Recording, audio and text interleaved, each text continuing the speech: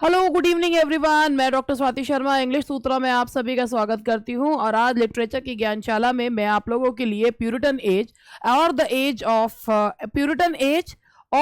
Of Milton जो है लेकर आई हूं। इसमें मैं आपको प्यूरिटन एज के बारे में उसके बैकग्राउंड के बारे में और मिल्टन के बारे में बताऊंगी। हालांकि इस एज में अभी मेटाफिजिकल पोइट्री भी है जो मैं नेक्स्ट उसमें लूंगी।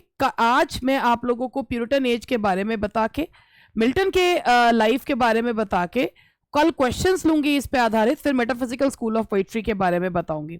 बहुत अच्छी सीरीज ये चल रही है जो आप लोगों के लिए बहुत हेल्पफुल रहेगी अगर आप लोग कायदे से पढ़ें तो बहुत अच्छे। और नोट्स इतने अच्छे हैं, ये मेरी अपनी खुद की किताब है जिसमें से मैंने कभी जो है बीए में पढ़ाई करी थी और उसके में से ही नोट्स मैंने जो है इसके बनाए हैं। तो चलिए without wasting time let's start.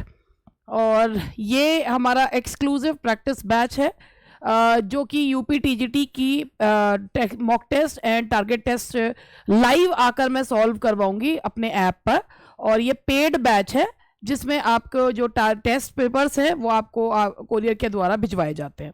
तो इसके बारे में अगर जानकारी लेनी हो, ये बेसिकली उन लोगों के लिए है जो पढ़ चुके हैं सारा और आप प्रैक्टिस करना चाह रहे हैं, तो ये उनके लिए। हालांकि ये चीज़ हम पहले नहीं करते थे, लेकिन अब ये सोचा कि भाई इतना लोग प्रैक्टिस बैच के लिए बोलते हैं, हमारे खुद के स्टूडेंट्स भी बहुत ज़्यादा प्रैक्टिस बैच के लिए उत्सुक हैं, तो ये जो है ये प्रैक्टिस बैच उसमें स्टार्ट करा गया है। हाँ, एक और चीज़ मैं आप लोगों को बताती हूँ, हमारे स्टूडेंट्स के लिए, जो हमारे स्टूडेंट्स भी रोज़ यूट्यूब देखते हैं उनके लिए है कि भाई प्रैक्टिस बैच जो है लाइव जो होता है वो उसमें है, और हमारे स्टूडेंट्स को सारे वीडियोस जो हैं वो उनके जो पैकेज है जो उन्होंने ले रखा है टेस्ट वाला, वो उसमें उनको मिलता ही मिलता है। तो इसीलिए सभी लोगों के लिए ये बहुत हेल्पफुल है ये वाला बैच। तो जिनको इसकी प्रैक्टिस करनी है दे कैन बाय इट। ये यूपी टीजीटी का लाइव पेड बैच है जो कि लाइव बैच चल रहा है, और इसके बारे में भी जानकारी आपको इसके नोट्स हार्ड कॉपी में मिलते हैं। सारे 5 बुक्स हमारी तरफ से आती हैं। और कई लोग ये कहते हैं मैडम ग्रामर का हमारे पास नहीं है, ग्रामर के क्या नोट्स बनाने ही पड़ेंगे। हम कोशिश कर रहे हैं हम अपनी ग्रामर की भी किताब निकाल दें, ठीक है, कोशिश कर रहे हैं, अभी टाइम लगेगा उसमें। वैसे इसके 5 जो किताबें हैं वो घर पर आती हैं नोट्स फॉर्म में। इसके अलावा ये हमारे वीडियो बैचेज हैं, UP TGT PGT combo, D triple S B TGT PGT and grammar का। और ये जो बैचेस हैं इनमें ये लाइव क्लास के ही रिकॉर्डेड बैचेस रहते हैं, लाइव क्लास ही रिकॉर्ड होकर डलती है। और इसमें जो है ये जो इसके भी नोट्स वगैरह सब जो है आपके घर पर ही आते हैं। तो चलिए बस इस ऐड के साथ अब हम लोग ज़रा स्टार्ट करते हैं।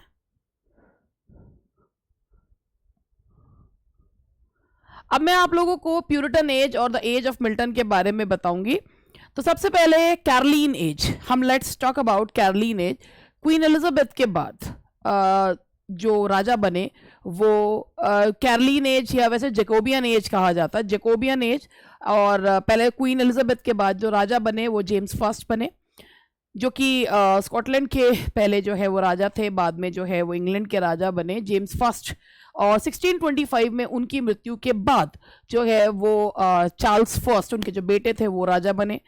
बट वो जो है उनकी हत्या करवाई गई थी, और 1649 में उनकी मृत्यु के बाद पार्लियामेंट का शासन हुआ, यानी कि कॉमनवेल्थ का। उसके बाद जो है रेस्टोरेशन पीरियड जो है वो आया। उसके बाद मतलब ये फिर रेस्टोरेशन पीरियड यानी कि मोनार्की जो है वो एस्टैब्लिश हुई। तो हम जैकोबियन पीरियड के बारे में बात करेंगे। सबसे पहले इस एज ऑफ मिल्टन के या प्यूरिटन एज के कुछ कैरेक्टरिस्टिक्स जान लेते हैं। भाई जब इस एज की शुरुआत हुई कुछ समय तक तो सब चीज़ सही रही। जब जेम्स फर्स्ट गद्दी पर आए तो लोगों को ये उम्मीद थी कि एलिजाबेथ के जाने के बाद जेम्स फर्स्ट के आना, और मे बी कि जेम्स फर्स्ट जो हैं वो जो है कैथलिक्स को सपोर्ट करेंगे, बट ऐसा कुछ नहीं हुआ। ही फॉलोड प्रेस्बाइटेरियन रिलीजन, और प्रेस्बाइटेरियनिज्म वाज समहाउ सिमिलर टू जो है Protestant religion, though it was way too staunch as compared to the Protestant जो रिलीजन था। तो जेम्स फर्स्ट जो हैं वो माना करते थे, वो प्रेस्बाइटेरियन थे, और ये उम्मीद हुई थी जब वो इंग्लैंड में राजा बने थे कि मे बी जो है वो लोग वो सपोर्ट करेंगे, जो है वो कैथलिक्स को सपोर्ट करेंगे। ऐसा तो कुछ हुआ नहीं। जेम्स फर्स्ट जो है वो उन्होंने जो divine right of the king है उन्होंने उसे कुछ वे टू सीरियसली ले लिया। उनके ही समय में जेम्स फर्स्ट के समय में ही शेक्सपियर ने अपने one of the best plays लिखे हैं। जेम्स फर्स्ट जो है उनके समय में ही जो अनऑफिशियल पोएट लॉरिएट थे वो बेन जॉनसन थे, और जेम्स फर्स्ट ने ही जो गन पाउडर प्लॉट हुआ था तो उनके समय में हुआ था। उसके बाद उन्होंने गन पाउडर प्लॉट को जब उन्होंने ये पता चल गया था कि उनको जब ये लगा कि जेम्स फर्स्ट किसी काम के नहीं है तो उनको मारने की साजिश रची गई। That was called gun powder plot. लेकिन जब गन पाउडर प्लॉट सक्सेसफुल नहीं हुआ और गाय फॉक्स को मरवा दिया गया, और वो दिन 5 नवंबर को गाय फॉक्स डे के नाम से उसको जो है वो गाय फॉक्स डे के नाम से वो दिन जो है वो मनाया जाने लगा, सिर्फ ये दिखाने के लिए कि राजा को कोई नहीं मिटा सकता, राजा है, the king has absolute right. अब इन्होंने ना कुछ ज़्यादा ही सीरियसली ले लिया जो ये जेम्स फर्स्ट ने, क्या मैं राजा हूँ और मेरे पास तो डिवाइन राइट्स हैं ही हैं। इन्होंने क्या करा कि धीरे धीरे इन्होंने पार्लियामेंट को बिल्कुल जो है इग्नोर करना शुरू कर दिया। अब पार्लियामेंट क्या होता है? पार्लियामेंट जो जनता की तरफ से, जिसमें जनता के प्रतिनिधि होते हैं, इन्होंने पार्लियामेंट को बिल्कुल ही इग्नोर करना शुरू कर दिया। अब क्या हुआ कि जो इंग्लिश लोग थे वो दो खेमे में बट गए, जो एक पार्लियामेंट के सपोर्टर्स थे और एक राजा के सपोर्टर्स थे। तो यहाँ पे देखिए सिविल वॉर की जो है वो एंटायर पीरियड, ये जो हालांकि जेम्स फर्स्ट के समय में ये सब चीज़ नहीं थी, चार्ल्स फर्स्ट के समय में ये ज़्यादा हुआ। The entire period was dominated by the civil war which divided the people into 2 fractions. ये पूरा पीरियड ही जो है वो सिविल वॉर से जो है, इसमें सिविल वॉर बहुत ज़्यादा था और दो लोग जो हैं ये लोगों को दो धड़ों में बांटा था। One loyal to the king and the other oppose to him. एक राजा के प्रति जो है वो बहुत लॉयल थे और दूसरे राजा के प्रति लॉयल नहीं थे। English people had remained one and united and loyal to the sovereign. England के लोग बहुत लॉयल थे अपने राजा के प्रति।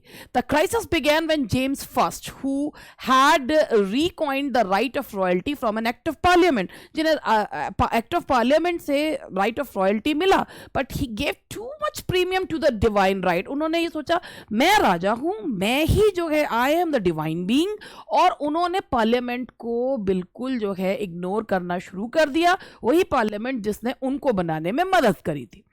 The Puritans, who had become a potent force in the social life of the era, heralded the movement for constitutional reforms. और जो Puritans थे who had become a potent, इस समय जो ये जेम्स फर्स्ट 1625 में जेम्स फर्स्ट की मृत्यु के बाद ये थोड़ी बहुत सुगबुगाहट तो होती रहती, लेकिन सिविल वॉर्स अभी शुरू नहीं हुए थे। इस समय तक प्यूरिटन्स जो है वो एक अच्छी जो है फॉर्म में आ चुके थे, और they in the social life of the era heralded the movement for constitutional. उन्होंने कहा कॉन्स्टिट्यूशन में रिफॉर्म्स होने चाहिए। The hostilities which began in 1642, civil war की शुरुआत जब हुई थी, lasted till the execution of Charles first in 1649।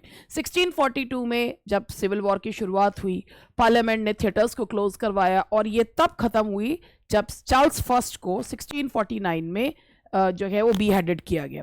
James first कितना भी जो है वो डिवाइन राइट में यकीन रखते थे, मगर उसके बावजूद भी जेम्स फर्स्ट ने पार्लियामेंट को पूरी तरीके से इग्नोर नहीं किया था। लेकिन जब चार्ल्स फर्स्ट गद्दी पर आए तो उन्होंने 1625 में जेम्स फर्स्ट डाइड नेचुरली, तो उनकी मृत्यु के बाद जब चार्ल्स फर्स्ट आए तो उन्होंने इस राइट को बहुत ज़्यादा जो सीरियसली लेने के, उन्होंने कंप्लीटली पार्लियामेंट डिसॉल्व कर दी थी।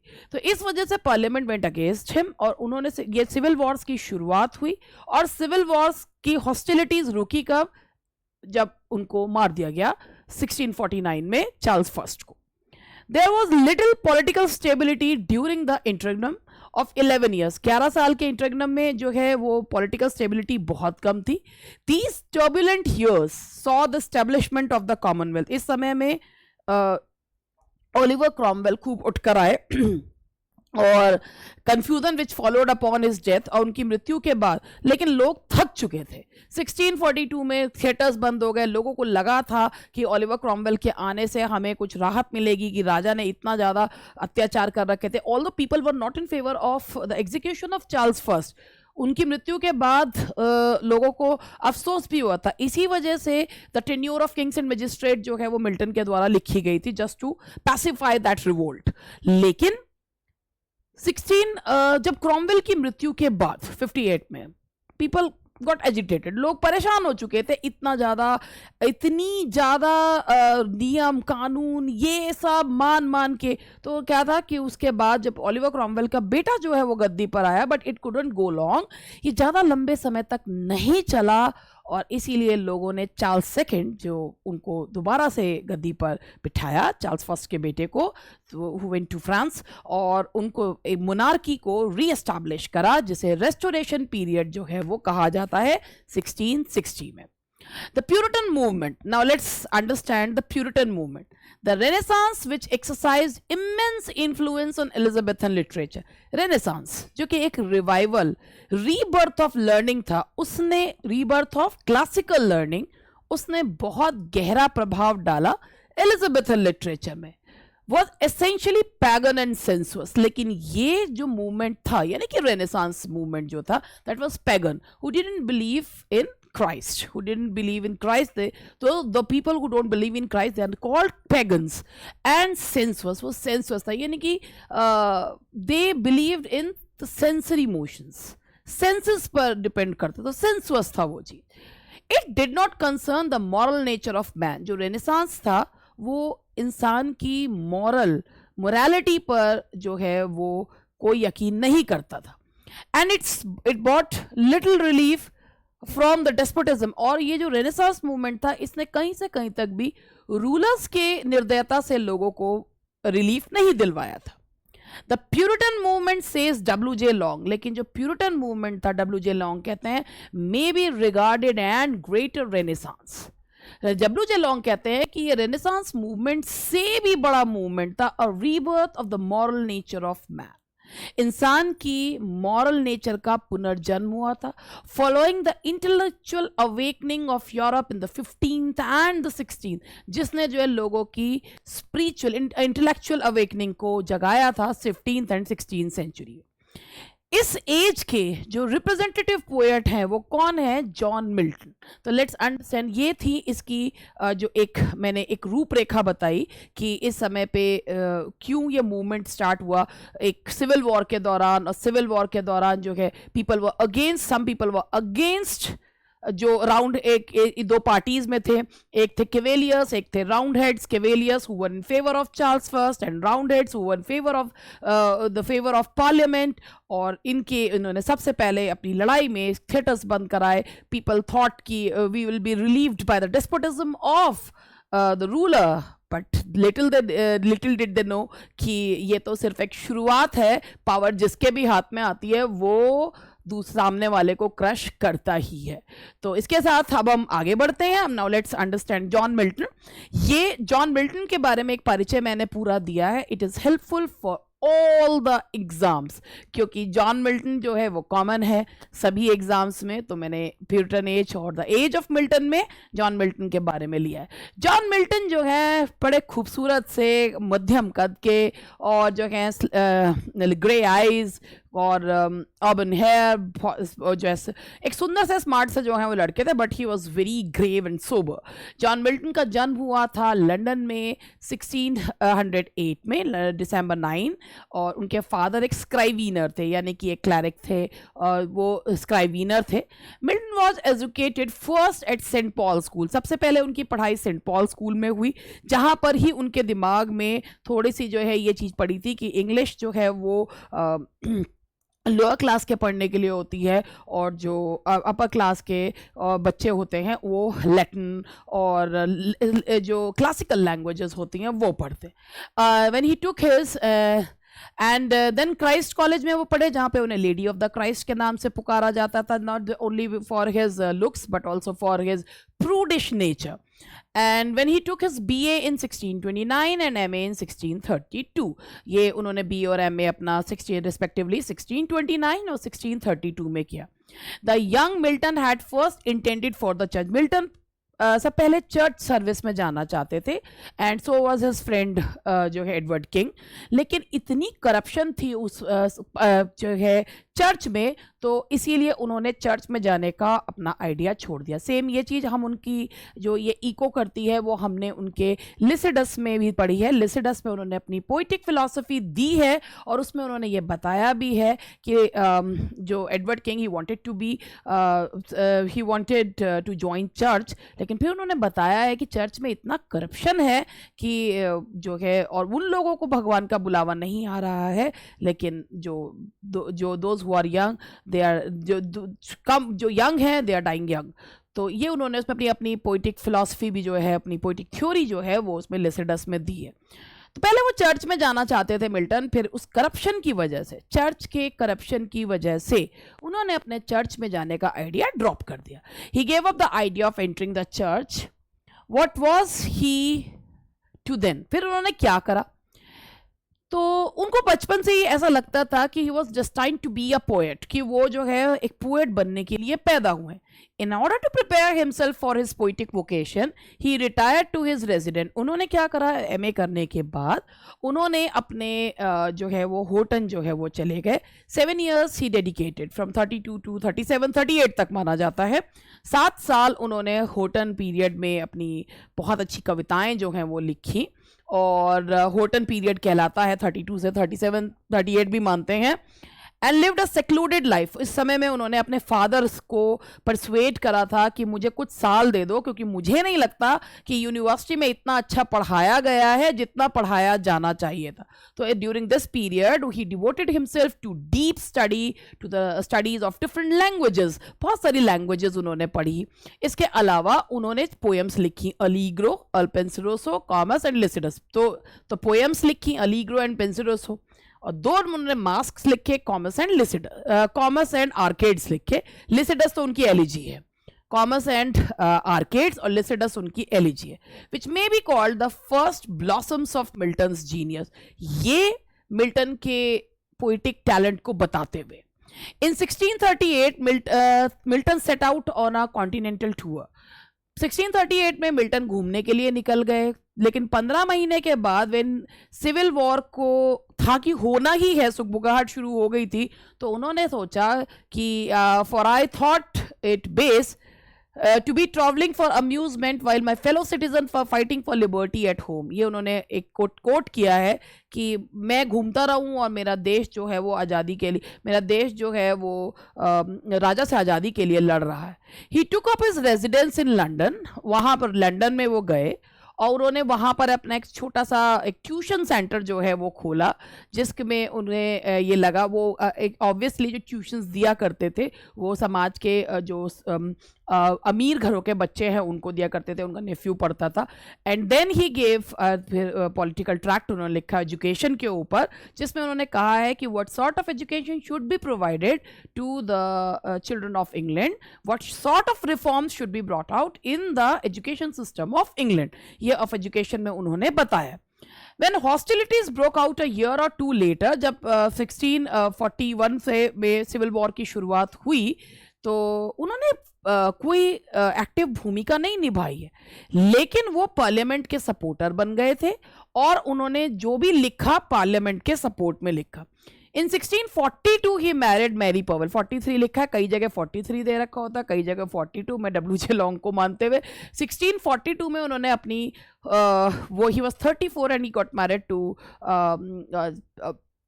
गर्ल ऑफ 18, और बहुत लंबा बहुत ज़्यादा उनके बीच में एज डिफरेंस था, और उन मैरी पवेल से शादी करी। मगर ये शादी जो है वो बहुत दुखद शादी थी, और कुछ ही समय बाद उनकी जो वाइफ है वो उनको छोड़कर भी जो है चली गई थी। ये थोड़ा डेट में 1642-43 में रहता है कि 43 में करी, 40 जगह जगह अलग अलग दे रखा होता है। तो उन्होंने जब शादी करी उसके बाद उनकी वाइफ उनको छोड़कर जो है वो चली गई थी, और उसके बाद उन्होंने डिवोर्स ट्रैक्ट्स लिखे हैं। ही रॉट डिवोर्स ट्रैक्ट्स। तो मेरे ख्याल 1643 सही होता है। कई जगह मैं आपको कह रही हूँ, कई जगह आपको 1642 मिलेगा, कई जगह आपको 1643 मिलेगा। तो ये आपके ऊपर है कि जो बुक आप मानो उसमें जो है आपको वो सही जो है वो रहेगा, क्योंकि मेरे ख्याल से उसमें भी जो है अब इस पर हम क्या वो मैं करूँ, तो इसमें जो है आगे बढ़ते हैं। उनकी जो वाइफ थी Mary, she was a royalist, और उनके और मिल्टन के बीच में इतना नहीं बना, तो वो थोड़े ही समय बाद उनके छोड़ के चली गई थी। इसीलिए उन्होंने डिवोर्स ट्रैक्ट्स लिखे थे, मगर वो डिवोर्स ट्रैक्ट्स जो हैं वो पब्लिश नहीं, उन डिवोर्स ट्रैक्ट्स को बिल्कुल सही नहीं माना गया था। इसीलिए उन्होंने एरियोपेजिटिका लिखी थी कि फ्रीडम ऑफ प्रेस, कि हम जो लिखें हमें पब्लिश करने की, हम लोगों तक पहुंचाने की जो आज़ादी है वो मिलनी चाहिए। मिल्टन ने बहुत स्ट्रॉन्ग पैम्फलेट्स जो हैं वो लिखे, डिवोर्स ट्रैक्ट्स लिखे, बहुत स्ट्रॉन्ग डिवोर्स ट्रैक्ट्स जो हैं लिखे, the doctrine and discipline of divorce and the judgement of Martin Bucer, Tetrachordon, और ये सारे जो उनके जो उन्होंने डिवोर्स ट्रैक्ट लिखे हैं, ये उन्होंने उसमें बताया है कि वाई डिवोर्स जो है, on what grounds divorce should be given, किस ग्राउंड्स पे डिवोर्स दे दिया जाना चाहिए, but he couldn't get it, उनको नहीं मिले। ठीक है, मिल्टन ने बहुत स्ट्रॉन्ग पैम्फलेट्स लिखे थे डिवोर्स पे। In 1649 Milton became Latin secretary to Oliver Cromwell. 1649 में सबसे पहले चार्ल्स फर्स्ट को बिहेडेड किया गया था। उस रिवोल्ट को दबाने के लिए मिल्टन से कहा गया कि जो है वो प्रोस्ट्रैक्ट लिखा था, the tenure of kings and magistrates, जिसके बाद मिल्टन को 1649 में ही वहाँ की सबसे बड़ी पोस्ट जो है लैटिन सेक्रेटरी की पोस्ट जो है वो मिली। लेकिन भाग्य मिल्टन का कुछ इस तरीके से रहा कि मिल्टन की 1652 में उनके 2 लॉसेस हुए। उनकी पत्नी की मृत्यु हुई जो है, क्योंकि वो कुछ समय बाद वापस आ गई थी। उनकी पत्नी की मैरी की मृत्यु हुई तीसरी बेटी के जन्म के समय, और वो कंप्लीटली ब्लाइंड जो हैं वो हो गए थे। इस समय सोल एनिमेटिंग सोनेट्स जो हैं वो हमें उनके देखने को मिलते हैं। मिल्टन्स अर्ली पोइट्री, मिल्टन की पोइट्री के बारे में बात करते हैं। मिल्टन ने जो early poems exhibit all that was best in Elizabethan, Milton को बिलेटेड एलिजाबेथन कहा जाता है। मिल्टन की जो पोएम्स हैं, अर्ली पोएम्स हैं, वो एलिजाबेथन लिटरेचर की स्पिरिट को दिखाती हैं। उनकी जो पहली पोएम है on the morning of Christ nativity, which though marred by conceits and inequalities of style, माना कि उसमें बहुत सारे कंसीट्स हैं और स्टाइल भी जो है उसका मतलब बहुत इनइक्वालिटीज हैं, the high water mark of lyric poetry, लेकिन फिर भी वो एक मील का पत्थर है लिरिक पोइट्री के इंग्लैंड में। अलीग्रो एंड अल पेंसिरोसो जो दिखाएंगे, ये उनकी इसमें प्यूरिटन स्पिरिट बिल्कुल भी देखने को नहीं मिलती। ये 2 डिस्टिंग्विश्ड पोएम्स हैं, होटन पीरियड के दौरान लिखी हैं। ये ऑटोबायोग्राफिकल पॉइंट ऑफ व्यू और 2 साइड्स दिखाती हैं, एक मेरी साइड दिखाती है अलीग्रो और एक पेंसिव साइड दिखाती है पेंसिरोसो। म्यूजिकोलॉजी से इनका जो टाइटल है वो लिया गया है।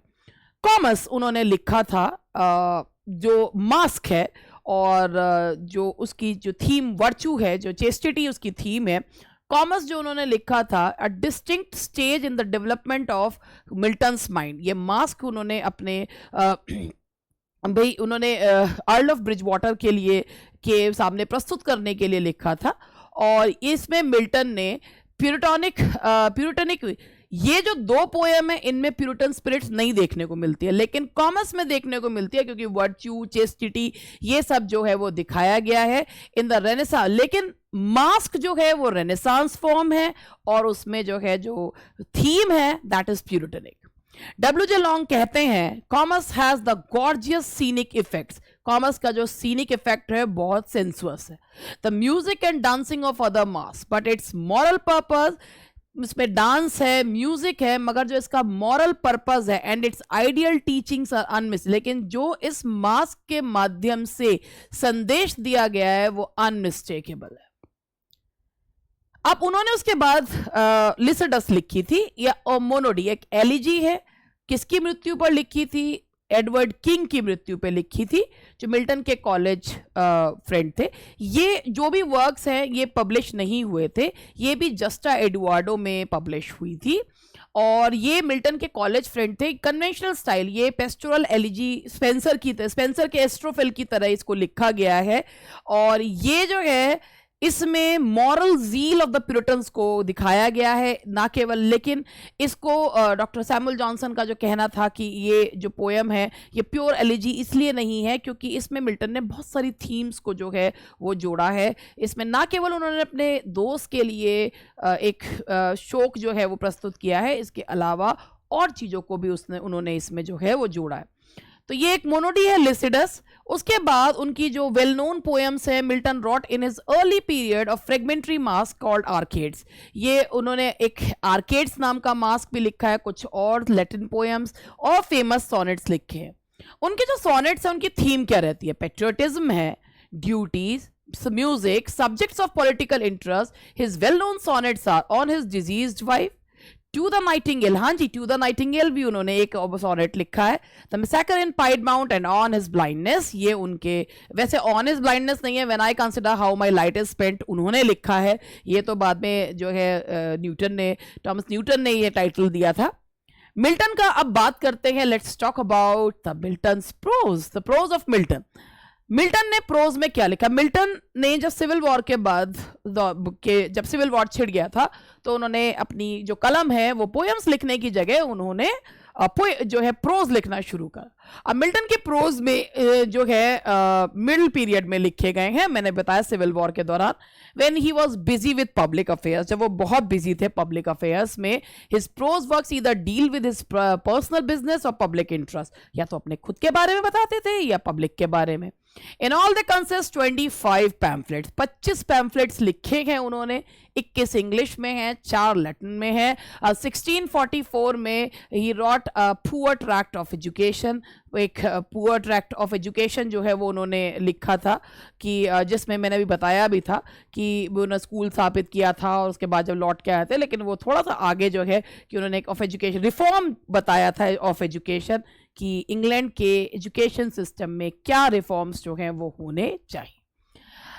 His tracts on divorce were occasioned when his wife, उन्होंने डिवोर्स के ट्रैक्ट्स लिखे, प्रोज है, जब उनकी पत्नी उन्हें छोड़कर चली गई थी। इसके अलावा उन्होंने लिखा Areopagitica, a great and impassioned treatise on the freedom of the press, जो प्रेस की आज़ादी पर उन्होंने लिखा, stands apart. It was written in 1644. It was directed against an act of parliament which established a censorship of books commenting on Milton's prose work. ये act of parliament था जिसमें ये कहा गया था कि जिसमें जो एक्ट ऑफ पार्लियामेंट था जिसमें सेंसरशिप, एक्ट ऑफ जो सेंसरशिप थी कि क्या चीज़ जो है वो उपयुक्त है, छपने लायक है, क्या नहीं है। तो उन्होंने इस जब इसी के अगेंस्ट जो है एरियोपेजिटिका लिखी थी, कि जो हम लिखना चाहते हैं, जो हम बताना चाहते हैं, दैट शुड गेट पब्लिश, वो चीज़ जो है वो पब्लिश हो जानी चाहिए। इसके बारे में थोड़ा सा मैं आपको और भी बताना चाहूँगी। मैंने अपना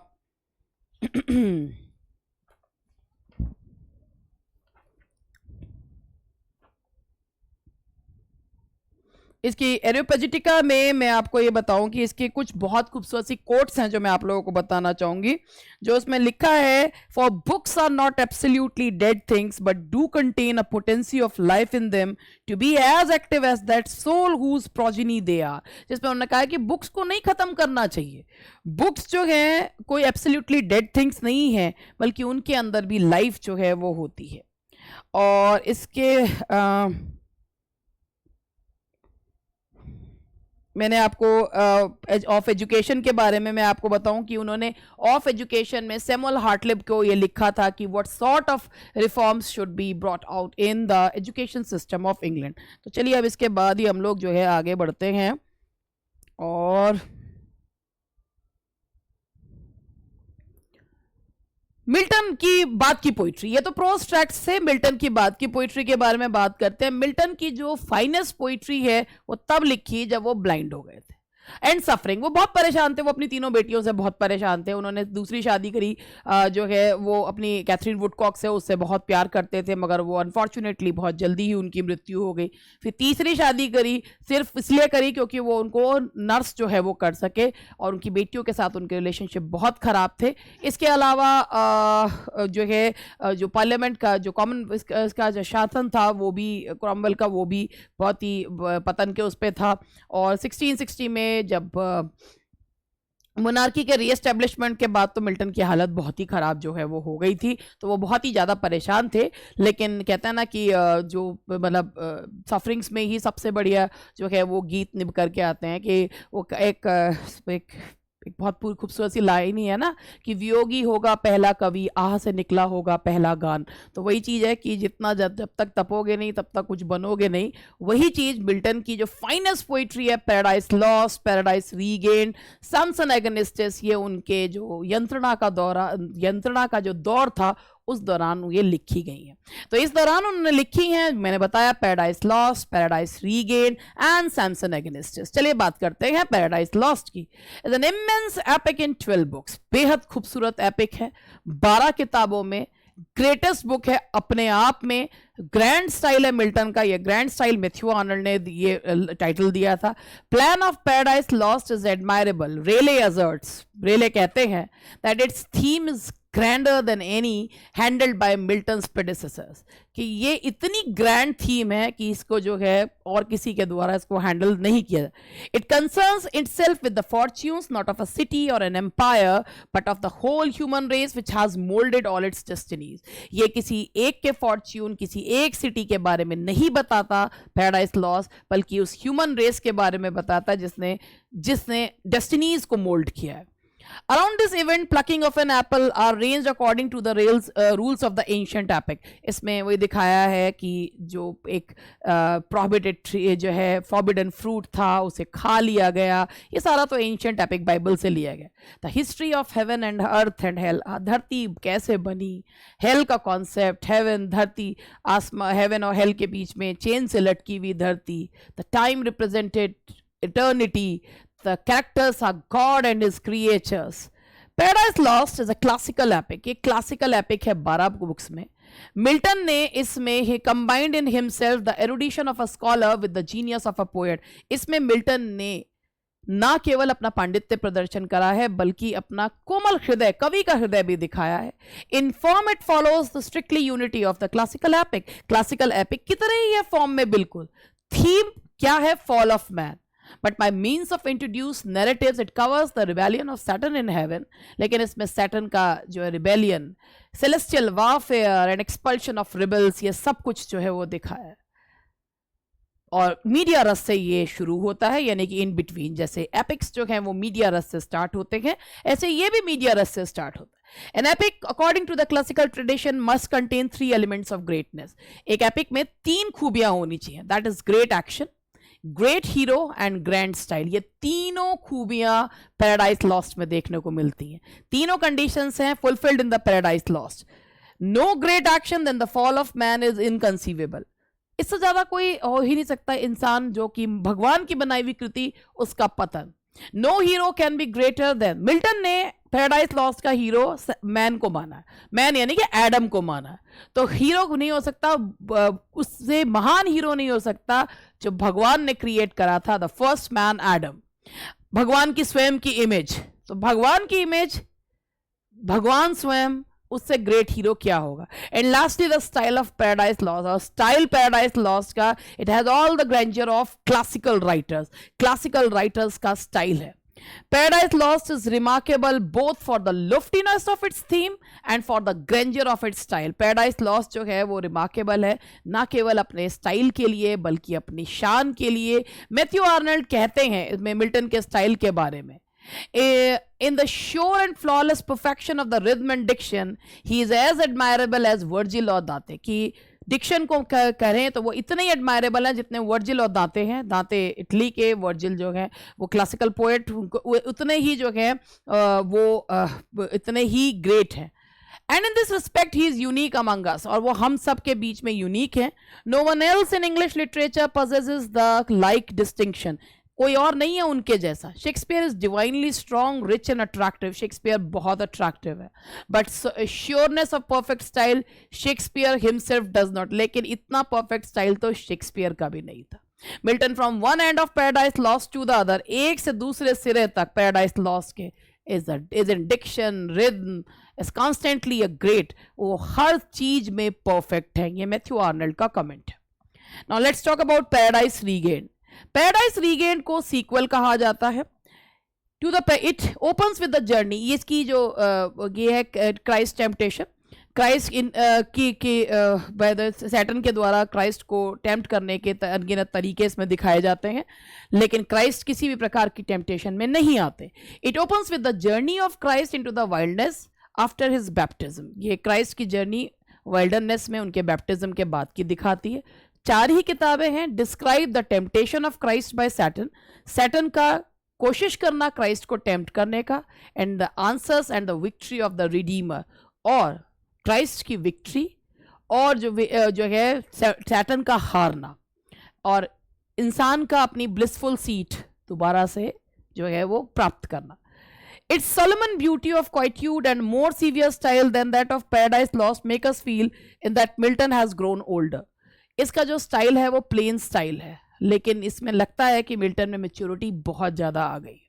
W.J. लॉन्ग लिखते हैं the first tale Paradise Lost बताती है how mankind in the person of Adam fell at the temptation by Satan, कि कैसे मानव का पतन हुआ सैटन के टेम्पटेशन के द्वारा, and become an outcast from paradise, और कैसे एडम को टेम्पटेशन की वजह से पैराडाइज से बाहर निकाल दिया गया, एंड फ्रॉम डिवाइन ग्रेस, और भगवान की कृपा भी उस पे से खत्म हो गई। द सेकंड शोज यानी कि पैराडाइज रीगेन्ड ये दिखाता है how mankind in the person of Christ, कि क्राइस्ट ने इंसान के रूप में जन्म लेकर विथ स्टैंड्स द टेम्प्टर, वो टेम्प्टर के सामने खड़े रहे, and establish once more in the divine favour, और उन्होंने टेम्प्टर को हरा कर इंसान को वो ब्लिसफुल सीट वापस दिलवाई। Christ temptation in the wilderness is the theme, Christ इसकी थीम है Christ temptation in the wilderness, and Milton follows the account in the 4th chapter of Matthew's gospel. ये इसको कहाँ से लिया गया है, तो बाइबल के 4th chapter of Matthew's gospel से लिया गया। लेट्स टॉक अबाउट सैमसन एगोनिस्टिस, बहुत ऑटोबायोग्राफिकल वर्क है।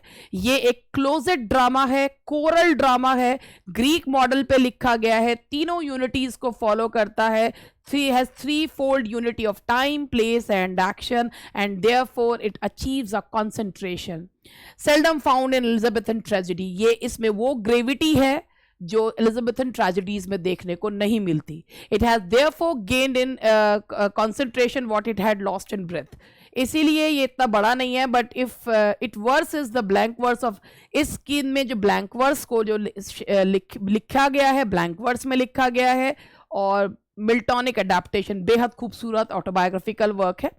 Samson in his blindness is described, Samson के रूप में मिल्टन ने खुद को ही दिखाया है। He is called on to make sport for Philistines, उसको कहा जाता है कि आओ फिलिस्तीन्स के को जो है हम तुम्हें दिखाना चाहते हैं कि हमने इतने बड़े रेसलर को जो है वो कैप्टिव बना रखा है, and overthrows them in the end, और वो उनको कैसे फिलिस्तीन्स को उखाड़ कर फेंक देता है। ऐसे ब्रुक कहते हैं कि ऑटोबायोग्राफिकल इंपॉर्टेंस के बारे में कहते हैं Samson represents the fallen Puritan cause, कि सैमसन दिखाता है कि प्यूरिटन्स किस मॉरल से चले थे और वो उस पतन हो गया उन मॉरल्स का। And Samson victorious death Milton's hopes for the, और सैमसन जब सैमसन जो है फिलिस्तीन्स को उखाड़ के फेंक देता है तो ये बताता है कि शायद भविष्य में जो प्यूरिटन कॉज था वो जीतेगा। The poem has all the grandeur of the last words of a great man in whom there was now calm and mind, all passion spent, कि इसमें जो है लास्ट लाइन है इसकी कि नाउ काम ऑफ माइंड, बस दिमाग बिल्कुल शांत है, अब सारी चीज़ें जो हैं वो समाप्त हो चुकी हैं। और इसी के साथ इस लेक्चर को मैं जो है वो ख़त्म करना चाहूँगी। कल क्वेश्चंस के साथ आप लोगों को मिलूँगी और इसके बाद इसी के आगे का पार्ट जो है वो आपको कराऊँगी। आई होप कि ये जो है आपको अच्छा लगा। हिस्ट्री है, थोड़ा टाइम जो है वो ले लेती है, 37 मिनट्स का है, 38 हो गए हैं एक्चुअली।